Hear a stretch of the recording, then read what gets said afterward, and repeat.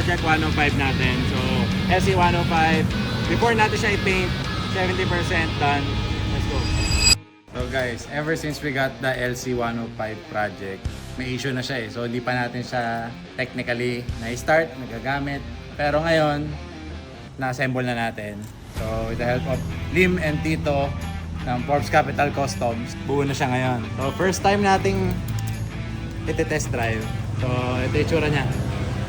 So, nakabit na yung mga pangilalim, nalinis na, napinturahan na yung mga kailangan pinturahan. Ready na to for painting. Pero bago natin gawin yon, gusto ko muna siya ma-experience. Yeah, ikot natin. Yung interior din pala, nakabit na. So, first time pa rin upo at makikita to. Although yung manibela pala na to and shift boot, hindi pa ito yon. Kasi naghahanap pa kami ng color match. Pero, yeah, ito yung tsura niya.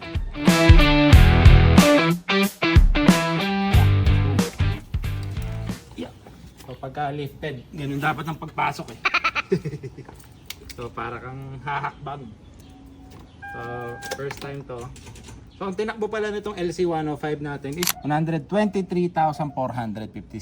So, bagong change oil na rin natin to. Pini-MS na natin siya while doing the under chassis work. So, si Tito na ang gumawa nun lahat. And, na-refresh natin yung mga pangilalim na kailangan ng refresh. Kaya, start natin. Woo! One click, baby.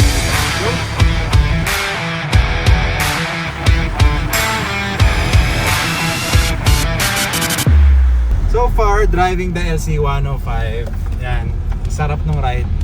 So, hindi siya sobrang tulin, pero meron siyang torque. So sa simula, malakas yung hatak. So, ngayon, first drive, parang hindi naman siya nalalayo dun sa dati nating LC105. Ang pinagkaiba lang nito, siguro kasi naka-lift na siya, mas mataas lang yung pakiramdam. Pero other than that, it's the same, sobrang basic niya.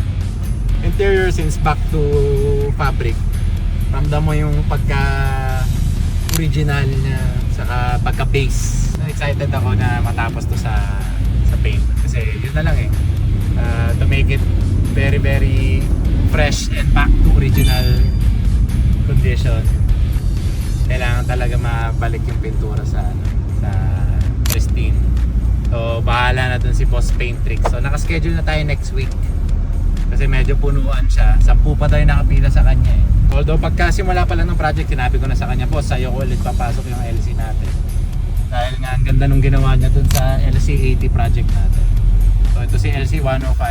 Ayun. So alam ko na i-expect ko. Only the best para dito sa 105 project natin. Although hindi natin siya gagastusan ng million katulad ng ibang nagre-restore. Pero maayos yung mga gawa. So tayo mismo gumawa nung under chassis, PMS, wala naman tayong in-spare na cost doon. So ginawa natin yung lahat ng tama. Wala tayong tinipid, kumbaga. So alam natin nagawa kasi nga tayo yung gumawa. And ito sa paint tricks na dahil specialized talaga siya sa maayos na pintura dahil sobrang tagal na nila. So ikot tayo sa gas station, walk around natin yung kotse. May incoming na Shell.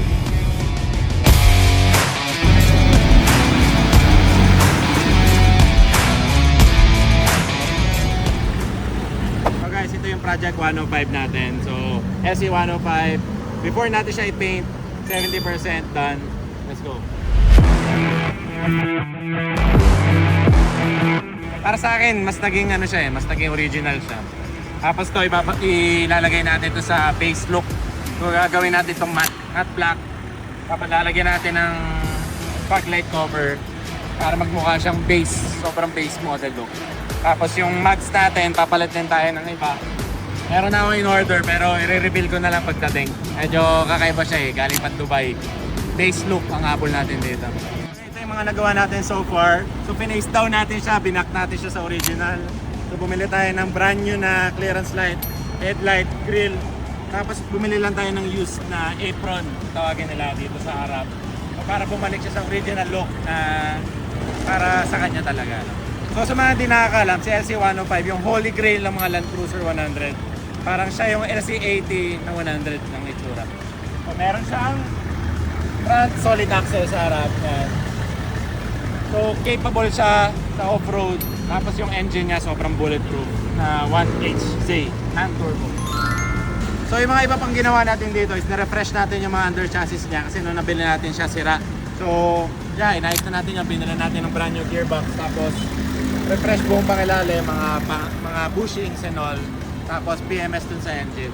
With regards naman sa interior, na-refresh natin siya. Binalik natin siya sa fabric. So dati kasi naka-leather siya. Yeah, ito na yung itsura niya ngayon.